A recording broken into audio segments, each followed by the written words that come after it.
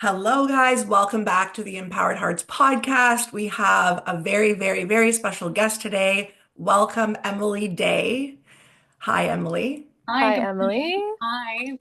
Emily is a non-traditional, like we have on this podcast, obviously, a non-traditional wellness counselor, holistic practitioner who works with first responders, military, people who are struggling with PTSD, addiction, trauma, all of the things that we need help with in this life Yeah. from an alternative perspective.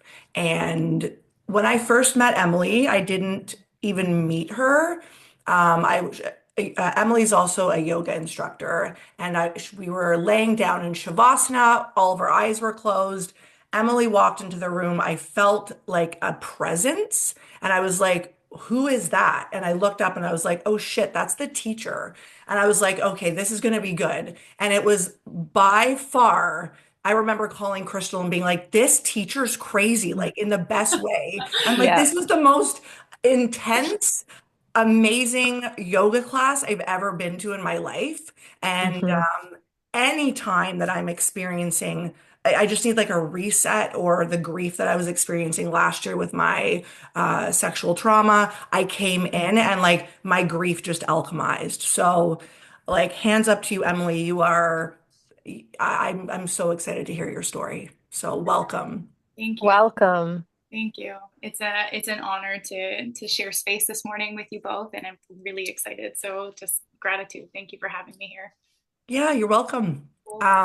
Thank you for being here. And I would love to know, like, how did you get to being in the space of healing and helping others alternatively?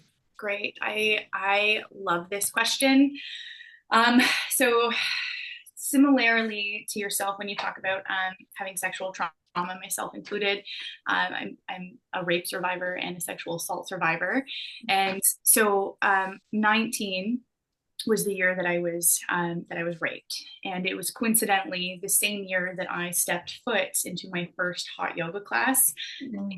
at Moto Yoga Brooklyn, and I was looking for something. I was so lost. I like the grief of it, the shame of it, just all of Mhm. it. And I was just a kid. I was just a baby. Really, 19 is such a young age, and I found something in that class when I walked out of that hot room. There was just I felt alive, probably for the first time in a really, really long time.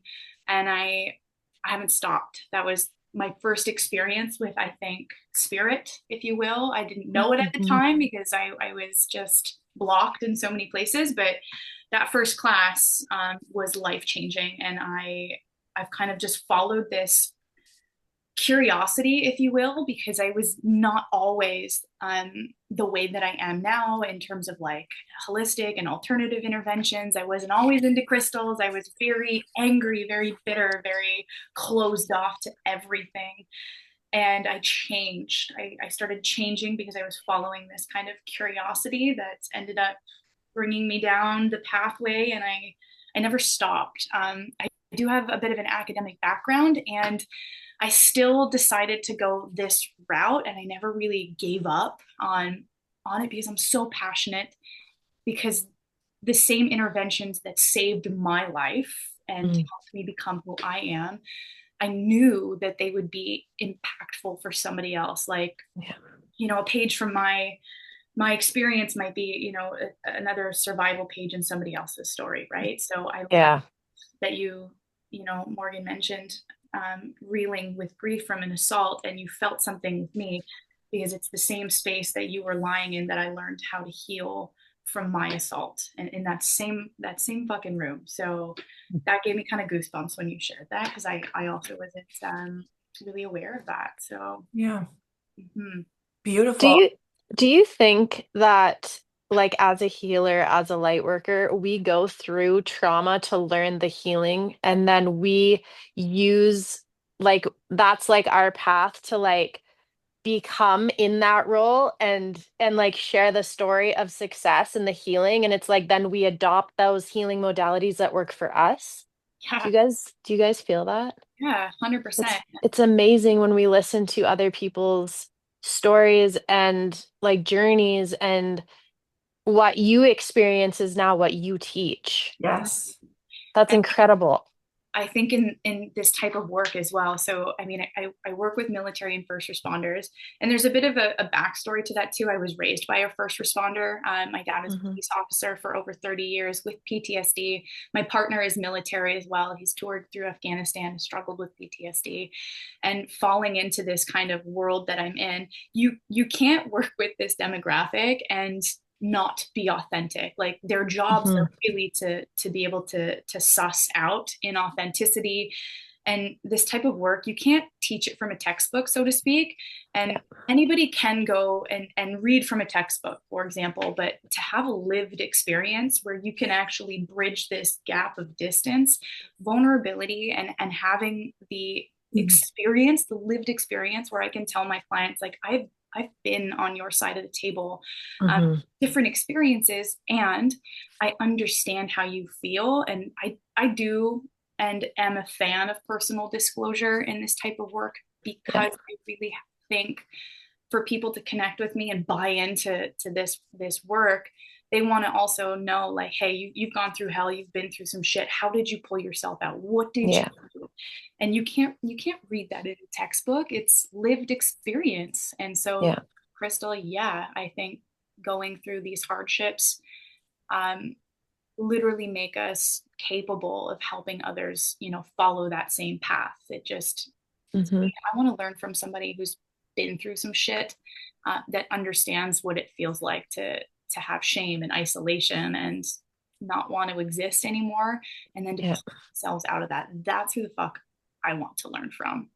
So thank It, Amen. I mean, it breeds trust, right? Like, Yeah. I find any client that I meet, I'm like, I always have to catch my tongue. I'm like, I get it. I'm like, hey, just, I'm like, this isn't about you, but you know what I mean? It's everybody that you meet will come in your path, will cross your path because you have something to offer them, especially from a place of embodiment and authenticity, right? Like, I Yeah. saw somebody yesterday and I'm like, man, like, I remember what it was like to have that experience, or because I'm a recovered addict. So it's like the experience of addiction, right? So I also help people in addiction because I get it. And it's like my gold chip. I'm like, I'm going to tell you some stuff. You're going to think I'm crazy, but let me tell you where I came from first. Like Yeah. that's my sales pitch of like, okay, I tried psychiatrist, psychologist, talk therapy, CPT, CBT, all of the things, and then I did energy healing and hypnosis and and then now I'm sober.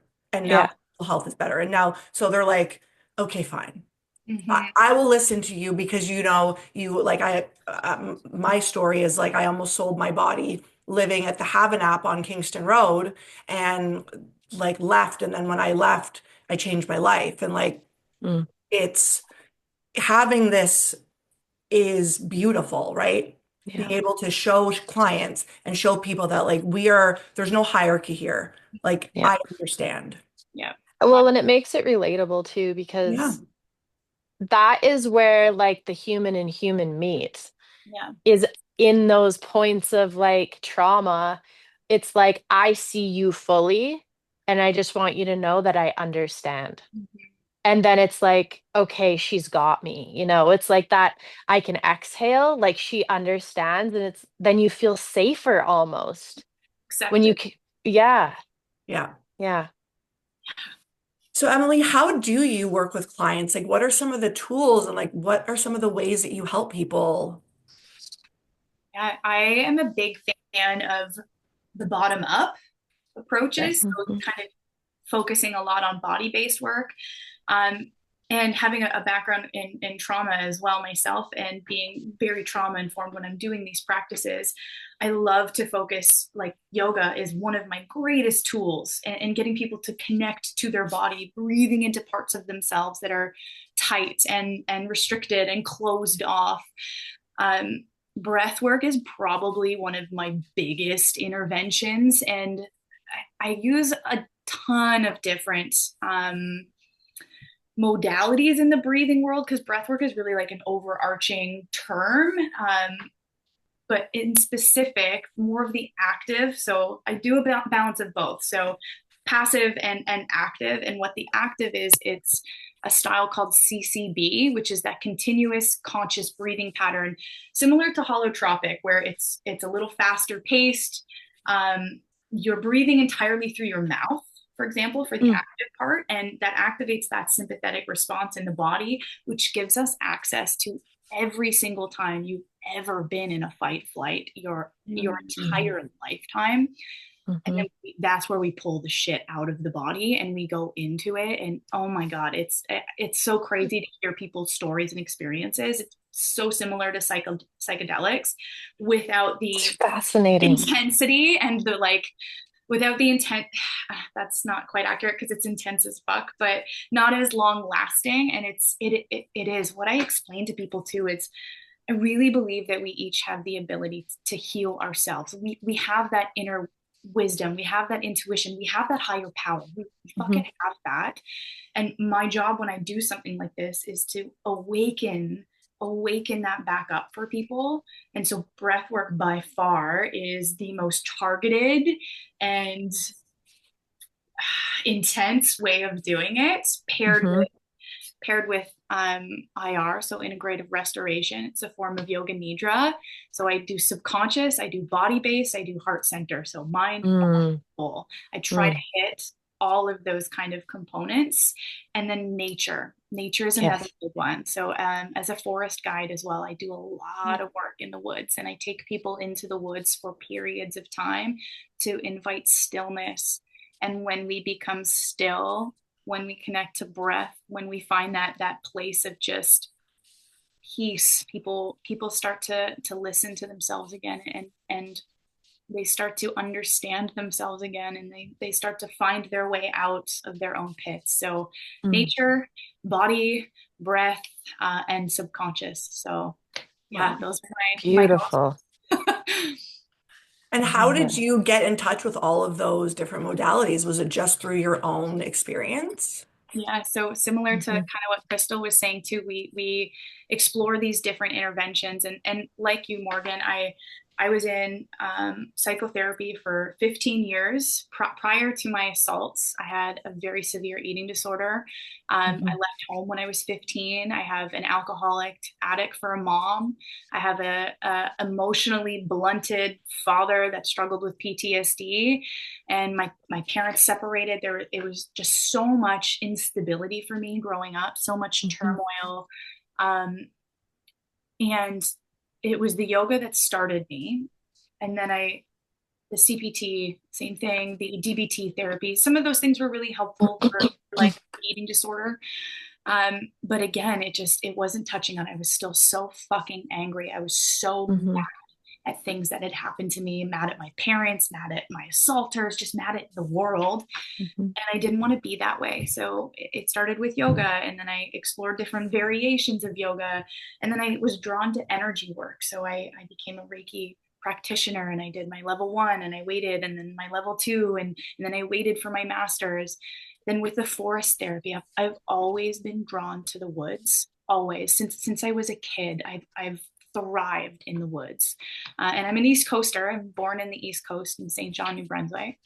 And I used to collect rocks as a little girl with like moss Mm-hmm. on them, and I would name them and I would save them. And now in my office, I have a shelf full of feathers and rocks because all of these things like come to me still. So nature is something I really felt safe. I feel Mm-hmm. safer amongst, thousands of trees than I do in a room full of people. So I Yeah. followed that. And I've studied Buddhism and Hinduism in some of my trainings. And it just feels right. And the more I Yeah. did this, the more I found Emily, the more I learned how to love myself. And when I started to love myself, same thing, I've struggled with addiction, and I've been sober for just over 3 years. So Hmm. that's really big for me. And it was when this helped me and I felt myself, climb a rung of the ladder. I was like, oh my God, this is going to help somebody else. Yeah. And that was the purpose. I figured out that my purpose is to help other people heal. I know that. That's why I'm supposed to be on this world. Is I'm supposed to Mm. help people, whether it's through yoga, whether it's through meditation and mindfulness practices, whether it's through breath work, shit, even just in conversations like this where we can talk about it, right? I'm Mhm. Yeah. meant to be doing this, as I'm sure both of you know, you are also meant to be doing this too. Yeah. For sure, yeah. Yeah. The amount of stuff that all three of us have been through, like, if you look at it like from a victim mentality, which is where we all start, right? None Yeah. of it will make sense. Yeah. And and if that's how the lens that we're going to take, well, then like I say, you may as well just jump off a cliff because like there is no point, right? There is no Yeah. point to all of this heaviness unless you change it into, unless you alchemize it and use it to help others, right? So I had no choice but to look at this in a positive light. I'm like, I'm either going to jump off a cliff or I'm going to help. So pick a side. Mm-hmm. It's choosing your hard. Both are hard, right? To Yes. go down that one path of being stuck in the victimized mentality and fuck the world and it's everybody else's problem and I have every right to be angry and upset in the Mhm. way that I am. That's hard. But it is Mhm. also hard to choose your nutrition and focus on moving your body and sleeping well and facing the reflection in the mirror. That's also hard. And it, choose that hard. And I think I got to this point for myself where I was sick and tired of being sick and tired. Yeah. And I think a large catalyst too, the assaults and all of that. Went through a separation, so I have a 9-year old. I have a beautiful 9-year old, and I essentially married my mother in a male version, which Yeah. was so traumatizing, right? But Mhm. I was super blind, and it wasn't until my son was about 2 that I was like, I need to get the fuck out of this relationship, and I started to make those changes for myself. And it's really, really interesting that it was one of the lowest points of my life. I had like no self-esteem. I didn't feel like I was worth anything. And then I got into the most scary relationship of my life. I, as an empath, attracted a narcissist worse than my son's father, and he was a biker. He was part of Hell's Angels, and that was the scariest 10 months of my life. And it was Mm. that relationship that actually catapulted me to where I am now. And it's very interesting when I look back at that. I used to have a lot of shame for that version of Emily, and it's only a short 5 years ago, which is really not that long ago. And I was look back at her and I'm like, how the fuck could I have accepted what happened? Like it was Yeah. crazy. Domestic violence was involved, and I was property, and like I was branded, and I'm still getting my tattoo removed currently in the process of it. But it was that same relationship where I was like, this is my choice, this way or this way. And if I go Mhm. this way, I'm not gonna make it. And if I go this way, I have a chance. And so I fought like fucking hell for myself, Yeah. and it's led me to where I am now, which is just I can't even imagine looking back 5 years ago to say, hey, you have the job of your dreams. You're in the happiest, healthiest relationship of your life right now. Your kid is healthy. You are healthy. You're like out of debt. All of these things could never have thought 5 years ago. But it was still Yeah. that darkness Yeah. that I needed to go through in order to be here where the light is. Whew, you brought tears to my eyes. Yeah. A lot. It's a lot. I Yeah. resonate actually, like I resonate. What I experienced last year is very, very similar, the same type of people. So it's a lot, yeah. It is. And It is. yeah, it is.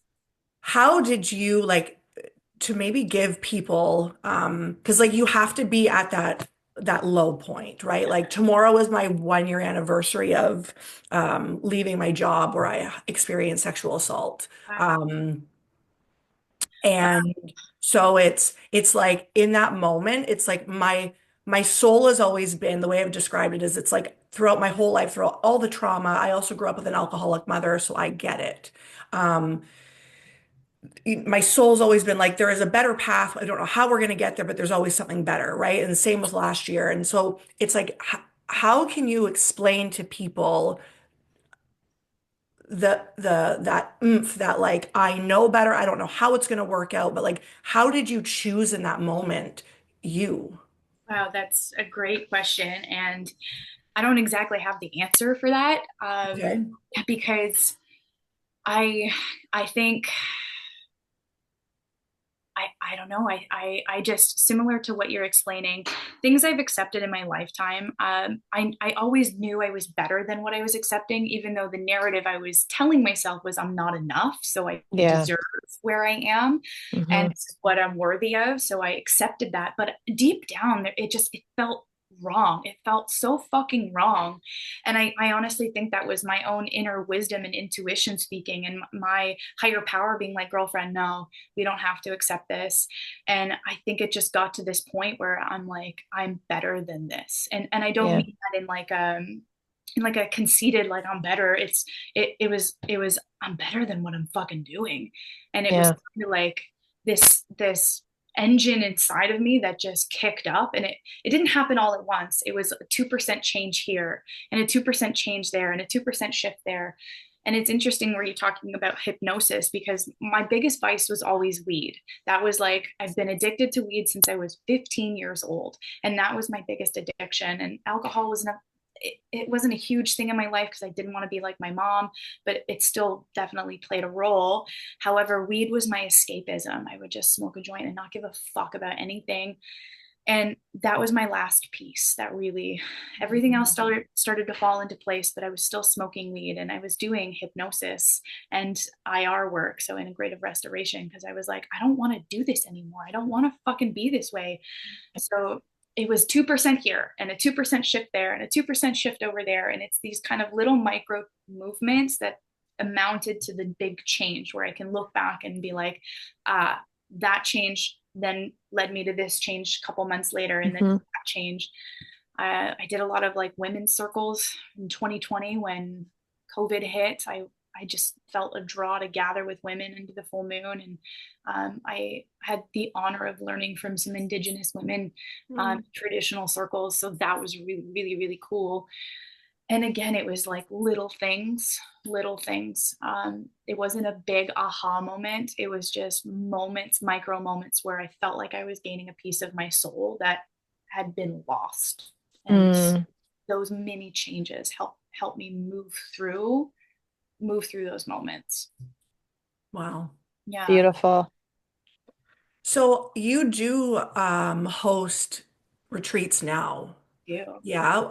Can you just share with us a little bit about that? Like, how do you help, like, for people listening, like maybe people listening, we have a lot. So Crystal lives in BC. She lives in the Rockies, but we Hmm. do have, I'm in town, I'm in Uxbridge. So we have people here that listen locally. So I'd love if you could share a bit about like what you do, how you help people there. Oh, I love that. It's interesting. My draw to breath work. So I have a vision board behind me that I made in 2022. And one of them, it says, I run holistic trauma retreats. On the very top, it's written there. And I 2022.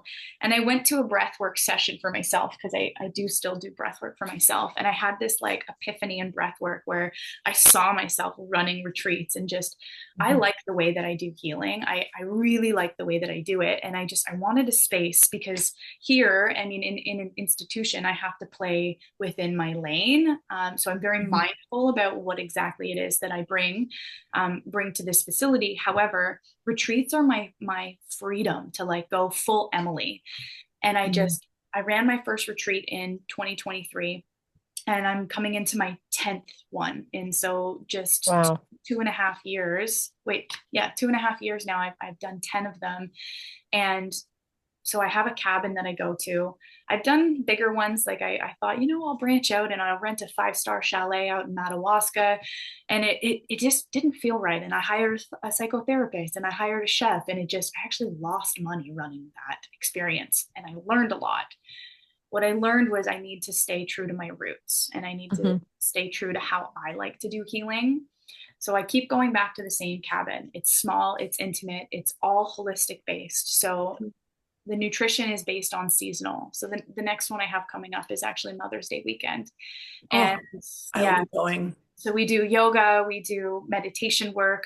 There's a sauna on site. So I love using cold and hot, respectively, hot preferably, but we can do work with cold.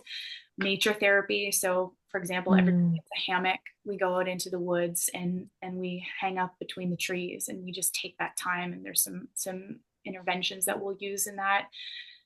There's always art involved. So I always do something creative expression wise. We're going to make dream catchers for this particular one. And the theme is self-love. Even, Mm. even the food is going to be like, traditional dishes that moms make for everybody else. We are going to take that and that'll be part of our meal plan is like these traditional dishes that moms make for other people, but with a twist. And it'll Beautiful. be for the moms themselves. Um, breath work is a staple in all of my retreats. We always do breath work, and it is a really, really, really big experience. My retreats are small, and I try to keep them financially accessible. So they're not thousands of dollars. They're the most expensive retreat I've ever hosted is $700 per person. 3 days, 2 nights, all inclusive, in the woods, cabin, sauna, the meals, everything, the content and the care packages that I curate. Like I take time to put together very special packages for every woman. I will mix it up. Sometimes I do first responders, sometimes couples. Women is one of my favorites, and I'm actually putting together a men's retreat Mm. um, because my partner, he's our chef.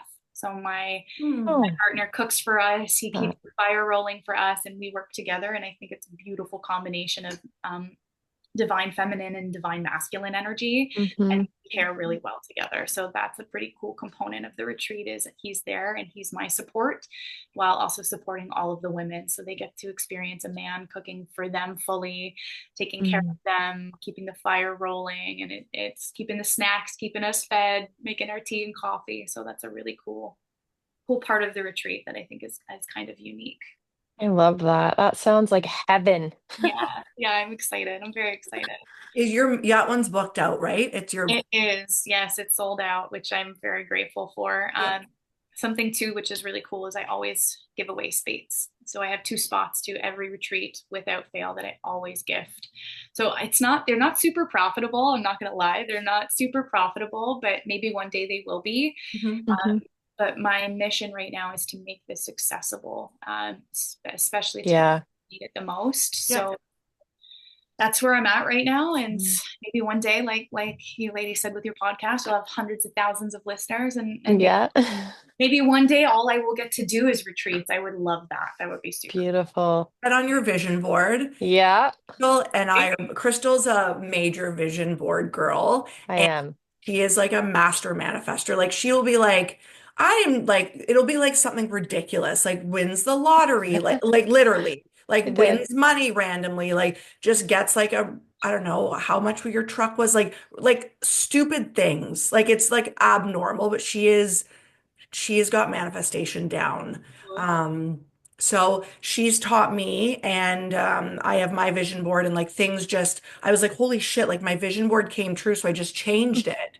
And I was very mindful over the eclipse, like, don't manifest, but they said on the new moon, it was okay. Hmm. And I manifested a wait list and it's already happened. And I'm like, okay, That's okay. very This is cool. So real. it is real. I Um, literally, I just read, you would probably be familiar, The Law of Attraction by Yeah. Esther and Jerry Hicks. oh yeah. Yes. And so like just like blowing my mind because I'm a big fan of it and I believe in it, but I know that I'm in my own way from certain things. So I'm trying to, Yeah. how do I catapult myself forwards because I'm always Yeah. looking, not that I'm not content, but I want to grow and I Mm. want more. I want more for myself, not Yep. materialistic. Yep. I want more. I want to do more. I So, feel like goals are so important because it's like otherwise where are we going, you know? Mhm. But there's this book, Emily, called The World is a Mirror hmm, Have you by read that? no. by Oh, Nada Amari. And it's like, in my opinion, I have read a lot of manifesting books, but that one is like so simple and so easy to understand and put it into action. Okay, cool. Like just I'm obsessed with manifesting. Okay. I I just wrote love it it. down, so yeah. Yeah, you'll love that book. I started to, so I went through, this was just in the last couple of weeks, the Law of Attraction and Super Attractor by Gabrielle Mhm. Bernstein. So I'm just kind Yeah. of diving into that and just seeing what I can do with that as well. Because same thing. I was talking about this with my partner this morning, that we're both feeling a little bit stagnant and just kind of Mm, stuck. yeah, And I'm not exactly sure what it is. So it's like, how do we move through that? So I'm kind of yeah, open to the universe, kind of helping push us. So. Have you ever heard of the saying, you attract what you are, not what you want? Mhm, yeah, mhm, So I mean, it's like the journey of looking within. Personally, for me, I'm like, okay, yeah, what do I want, and how am I like not vibrating with that, right? And yeah. so like I'm obsessed with shadow work. So it'll be like I look at myself in the mirror figuratively and not, and I'm like, what am I missing? And like, what do I need? What shadow do I need to look at? I Hmm. recently just manifested the most perfect partner, but it has been like the work up to that. Like my partner is also a divine masculine. I'm like, you should be in a museum. Like there are not, I said this, I'm like, there are not men like you. He also cooks. He's yeah, also a gentleman. I'm like, are you real? Like I'm like poking at him, like it's weird yeah. when you actually like meet the match of the who you are, right? Yeah. It's a weird experience. Mhm. So I understand the journey of like 5 years ago, you 5 years ago to like now. I think it becomes about fine tuning. It's like, Yeah. well, what more do I want? And like dreaming big, like not putting a cap on your dreams. And if you're like, well, I don't know if I could do that, that's where the work is. It's And like, it's like you can do it, yeah, otherwise you wouldn't want it. Yeah. Okay. That's the piece that I love about it. It's anytime we think that we're dreaming big, it's actually very small compared to what we're capable of. Yeah. So it's like set small, medium, really large goals on your vision board and just know that that's where you're headed. That's like your roadmap. And do you I can relate to the stagnancy though. Like I think I know Morgan can too. Like it's like sometimes it's like the cocoon phase, you know? Yeah. Yeah. Like there's transformation going on in that phase that we don't see, that's why it's stagnant so that we can like up level ourselves or alchemize something that's there that or that is like coming and then all of a sudden it's like boom, things come rushing in. It's crazy. Yeah. And I always think too, in terms of like an arrow before it's propelling forward, yeah. Yes. it pulls back a little. So that's where we're kind of sitting in. Like we're in a long distance, so he's in Kingston, Oh. and I'm in the Durham region, and we're like, okay, we're ready. We're ready. How do we amalgamate that we both have kids with other people? So it adds this layer of trickiness, and Mhm. we're trying to figure out how do we make this work. So Mhm. Yeah. we're being patient because I know, it's, but at the same time, I'm like, we need to figure out how do we do this? What does this look like? And I Yeah. know we need to let go of the need to know how and trust Right. it will happen. Yes. Um, so yeah, I may have to go back to a little more of the 369 and maybe do a little Yes. bit of journaling. So yeah, we'll see. But I would say like what comes to me is like, what are you learning in this phase? Yeah. What lessons are have you learned being apart? What are you grateful for being apart, and what could be you be grateful for being together? That's I always go back to gratitude with everything I do. Everything. I'm like, I thank you Yeah. for the hell, thank you for the heaven, thank because Yeah. the hell I wouldn't have heaven, right? So absolutely. true. So 100%. true. Can you just talk to us a bit about, so Crystal and I are both like, I just wrote a book last year on, I channeled the book actually in my like great major depression that I had for 50 days after the sexual trauma. I Yeah. channeled the whole book on self, how to find yourself, self-love, understanding consciousness. I'm like, it's the weirdest thing.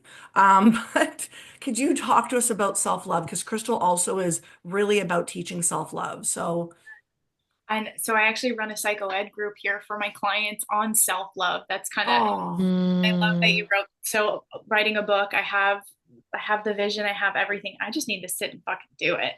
And so self-love, yes, right? It's just I just need to do it. And I it's know. all there. I have it all. And Yeah. it's even on my vision board that It's, I was it's gonna say it's probably on there. I love that vision board. procrastination's real though. I hear It ya. is. I'm an Yeah, author, right? And I know that it's just getting out of my own yeah, way because I think I'm afraid to tell the story and some of the details. So I in, relate. in terms of self-love, for example, one of my non-negotiables is boundaries. Like Yes. boundaries are so important for me as a former people pleaser, as a Hmm. former codependent, and even within myself, boundaries are a non-negotiable. So if I'm going to set a firm boundary, whether that's with myself or with somebody else, that to me is how I can teach others to remain in my life and also teach myself respect. Yep. Um, because learning to love myself has been a lifelong journey. And something I say to people is the most important relationship you're ever going to have is the relationship you have with yourself, right? It's the longest, most intimate relationship. And something I have always struggled with growing up, my mom used to tell me that I was selfish. She would say, you're such a selfish girl. You're so selfish. And I had this kind of narrative in my head that if I ask for help or if I reach out and I need something, then I'm somehow selfish. And I was so fucking afraid to ask for help because I didn't Yep. want people to think I was selfish, which then kind of fueled this martyr within me where I'm constantly doing things at the expense of myself for everybody Yep. else. And then I Hmm. came last. That is where I really faced self-sabotage and resentment and just all of those kind of feelings of ick. So learning to take care of Emily and putting myself first is the most selfless thing that I can do Yeah. because my son deserves a present parent, a patient parent, an involved parent, and I give him that version of Emily when I take care of Emily first. My number one love language, it's a toss up between quality time and physical touch, which Hmm. ironically I didn't receive growing up. So Yep. I make time for myself, right? I take myself into the woods. I go to a yoga class by myself. I make time for Emily. And in terms of physical touch as well, I always ask clients when we're done, hey, can I give you a hug? I have a couple of dogs, so I'm always with my dogs. Kiddo, can I give my son a hug? If I'm sleeping by myself, I'll even hold my own hand or I'll Yep. take time to go for a massage. Like I make that time to give myself what I need so my cup is full. Because I mean, you both know this type of work it's really heavy. And Yeah. kind of like you, Morgan, when we were talking about taking home people's shit, I used to be really bad at that and my body would become rigid and I could literally feel people's pain in my body. Yeah. Yeah. So if I don't make the time to take care of Emily, that's what ends up happening is my Yeah. energy goes down, I'm ungrounded, and things are sticking to me that aren't mine. Like this is not my shit. Mhm. So Yep. love, again, circling back to boundaries, setting those boundaries that I make time for myself. I fill my own cup. I'm fucking unapologetic about it. And I am not Yes.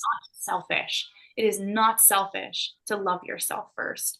And No. it's a big paradigm I had to, reframe for myself. Um, and that is self-love to me is a non-negotiable boundary line. Yeah, absolutely. It's a necessity. Shouldn't even be an option. Like it is like something that you should be doing every day. 100%. And it's unique to the demographic that I work with. So first responders and in the military world, it's their job to make sure that everybody else is good. Their fire Yeah. team partner, right? The communities, their squads, everybody else comes first in that particular demographic. They come last. And, Mm, and there's the layering of our generational and our societal norms where again, everybody else, right? You come last. So I have to fully embody this practice if I'm going to help teach them how to do the same things. So yeah. I think too for women, I mean, it can be spoken in both ways, whether men or women, but traditionally we're more of the nurturers and the caregivers and that type of emotional provider, which is fucking taxing and Yeah.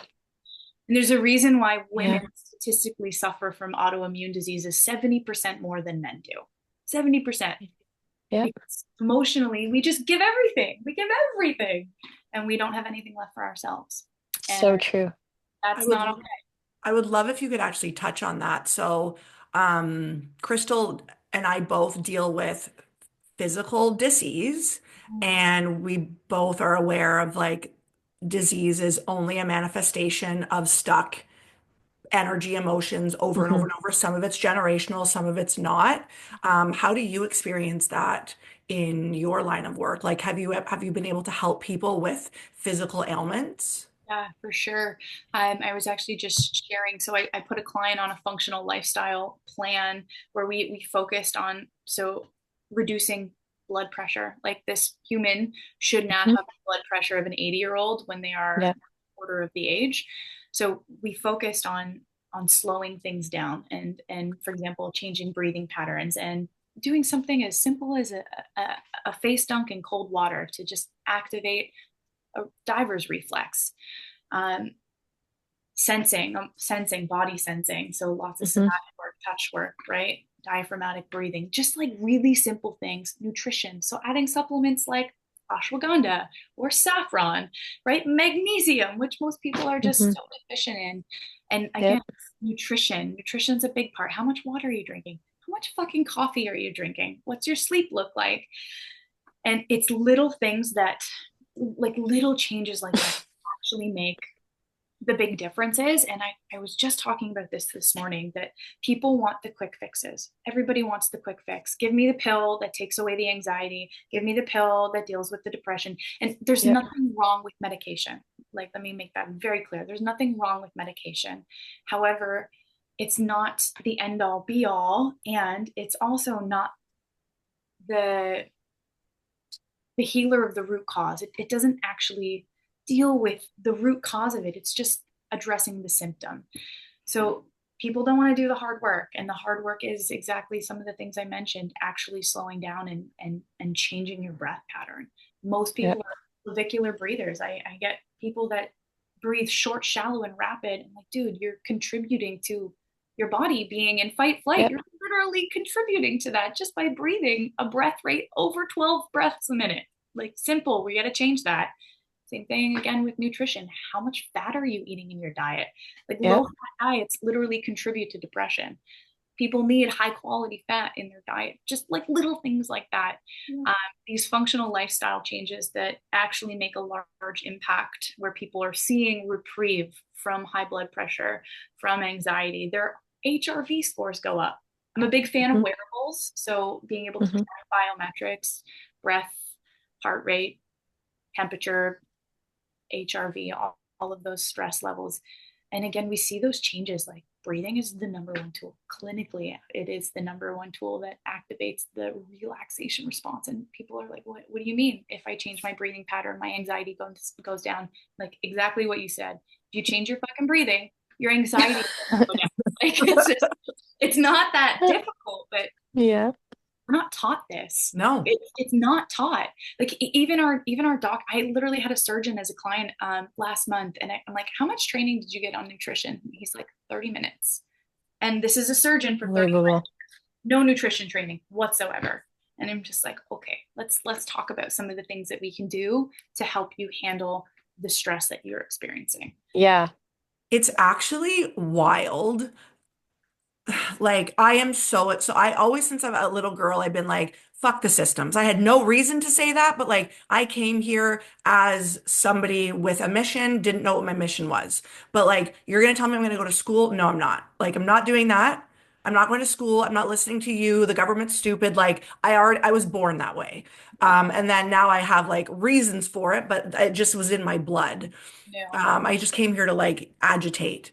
So it is astonishing, the doctors, the systems. Like my dad's a chiropractor, and you would think that my dad even would be a little bit more alternative, but no, because he's been through the school system. So like when COVID hit, he was like, wear 80 masks. I was like, Dad, you like, no, like you've missed Yep. the mark, Dad. But like it's the systems that have it's so it suppresses, right? Yep. And they're not educated as it's not empowering. Like we as Yeah. humans have the tool to heal. We didn't Hmm. come here with the systems. We came here as humans first, with Mother Nature to breathe. Like we have everything we need. We've just Yep. forgot, right? And Yep. it's the suppression of like, no, you don't know anything. You need somebody else to fix you. It's like, I'm gonna just say this on here and people can hate me, but it's like we need to go to church and look at God out there. It's like, no, no, God's within. Mhm. Yeah. So, um, Yep. how is that? Like, how do you bridge the gap with especially men? I'm so curious to be like, no, actually everything you taught is a lie. And I mean, my demographic is predominantly male. And these are type A male personalities. These are the alpha, the big, like these are the SWAT team Hmm. guys. These are Oh the special boy. forces guys. And I work with all of them. And I do it very easy in terms of it's open. Okay. I invite without force. You don't have to work with me. You don't have to come to my classes. You don't have to do anything I do. And I leave it very open ended. And all it honestly takes is one class. It takes one class for somebody to get in there with me. And the way that I teach is also the way that I kind of talk. I'm not a very airy fairy uh, holistic healer. Like I don't reach for the sunshine with the heart. And there's nothing wrong with that. It just, especially in this demographic, would not work. People would be like, yeah, Yeah. fuck you. They, they already feel that way. But until they get into this and they're like, maybe there is something to it. I literally had one of my military guys, the plan that I put him on, the first time he checked in with regular blood pressure was after a week of integrating this functional lifestyle plan. And he's like, I thought this shit was hokey pokey. And I'm like, no, it's not. And he's like, okay, I'm in. And then Yeah. he went to do a float tank. He's like, oh, I'm gonna start dabbling in it. And he's coming to yoga. So it just takes one Love person it. to try it. And the way I teach is very like open. Hey, if it's not your jam, that's okay. There are also people that aren't ready for this. They're not ready. They're not ready for it. They're not ready to face themselves. They're not ready to feel. Yep. Um, Again, breath work is another big thing where people are like, I did not know that that was going to come out of me. I did not know that this was going to happen. And I just Yep. invite. I put the invitation out there. And that's what it is. It's an invitation. Just give me one chance. And if it's not your cup of tea, that is okay. That's okay. But usually it's just all I need is one time for them to work with me, whether it's IR, breath work, in the woods with me, Mm, anything. It's just try one thing and then we go from there. I love that. Beautiful. Emily, I know Yeah. you have somewhere to be, so I won't keep you. Mhm. But we do ask our guests a question, Love it. and I want you to just speak, from your heart. What does it mean for you to have an empowered heart or to live with an empowered heart? For me to live with an empowered heart, that is authenticity, and Mm, Mhm. that is my genuine messy self. So being empowered is accepting myself the way that I am. I lose my car Mhm. keys on a regular basis. I misplace my phone on a daily basis. I'm not even sure where my wallet is, probably either in my car or maybe my bag. But for me is to accept that Mhm. is still enough. That I don't need to be palatable. I don't need to be digestible. I don't need to wear a pantsuit to fit in with the other Mhm. clinicians. I can be myself and simply taking up space as the messy, sailor mouthed, holistic bumpkin that I am. That's empowered as fuck. And Yeah. love the Marianne Williamson's our deepest fear. Is when I am liberated from my own fears of not fitting in, of not belonging, of not being accepted. I am liberating other people simply by taking up space, right? Because I'm not in that place of fear anymore. I have an empowered heart. I speak the way I speak. I take up space. If I am not your cup of tea, that is okay, right? There could be like the most tastiest, juiciest peach in all of Georgia, and there'll still be somebody out there that doesn't like peaches, and that is Yep. nothing. There's nothing wrong with me. And that to me is just being empowered, owning my authentic weirdo self. And it is what it is. I will never make myself smaller just to fit in somebody else's ideologies. ooh, I Yeah. love that. Love it. Yeah. Yes. Hell yeah. Amen. Amen. Amen. Hey, Emily, thank you so much for joining us today. I know you had to make this fit, and we really, really appreciate it. And It this will was be so out. nice to meet you. Yeah, this will be out tomorrow. I will send you, Okay, I'll send you everything you need. And all I need is if you could just send me a picture of you, and that's it. will do. I'll send you all So, you need. Thank you so much, ladies. Thank you, Morgan. Thank you, Chris. Thank you. thank you. Love Thank chatting. you so much, Emily. Have a great day, okay? Okay, Have a bye. great day.